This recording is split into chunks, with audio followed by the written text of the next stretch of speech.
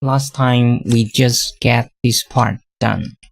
JE debit GL account P1. I call it purchase position 1. And now we are working on purchase position 2. This part, what we want is this position. We want to retrieve the tax payable from the chart of account. The position here, excuse me, the JE debit GL account P2 2680. It's this number. Okay, let's move on.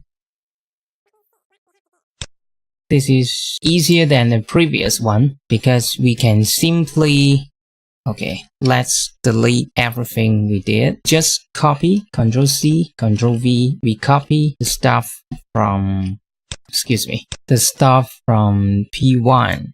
And, oh, I see, I know why. Because I'm pointing to different user. So if I change it to my Python,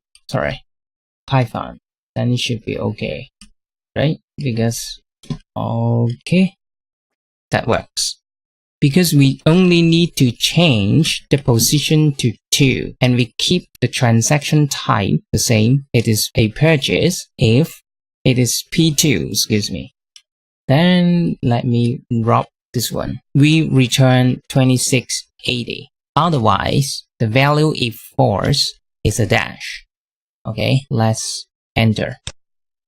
See, this is 2680. If you ask me why it is 2680, oh, excuse me, I need to change the username as well. You can just change to your username.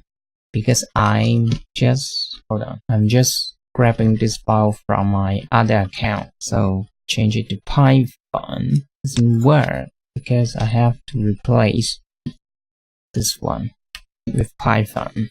So you can see the tax payable back. But again, you won't see this part because we are creating from left to right. Okay, but don't worry because I'm just showing you what you will see in the later stage. The 2680 for this part, 2680 is coming from chart of account. Let's go back to setting. Oh, I see, because I have to change this as well. Okay, Control F, and I just replace my old name with my new name. Good. So when I click this, I can go back to the bookkeeping interface. I mean the setting. When we are in setting, we can look for chart of account. Where is it? This part, chart of accounts. Click it, and I see chart of accounts. Press Ctrl F and you type 2680. Let's scroll here. You will see taxes payable. You see the English one, Chinese one, and the Japanese translation. Make sure we want this 2680. Okay, let's go back to journal entries. We are now moving on to position 3. We need to create a column called JE credit underscore GL account underscore P3. Make sure you spell it correctly. Otherwise, it's very hard for the computer to look up the account number for you. Okay, after you create this column, let's move here. What we need to look for is the position 1, 2, 3. This is the third position. The amounts payable, AP, accounts payable. So we need to look up for 2620. Let's go back to our formula. We look for P3. Let's check the formula we have. Again, it is similar to the one of P2. The only difference being here, only the value if true. What we need to do, okay, let me just delete it, Ctrl C, Ctrl V. I just copy everything from P2 and then I just change it to 2620. Okay, so let's go back to see if we get it right. 2620. Oops, nope.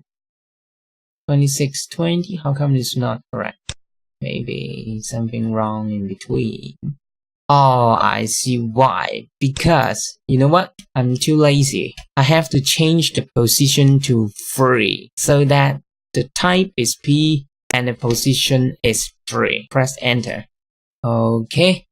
Now let's go back to here. So when the transaction is a purchase, this is the first position being the expense, which is what we did last video. The position 2 is tax payable, which is what we did just now.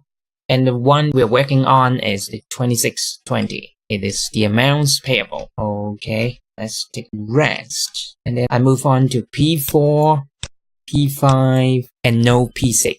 Okay.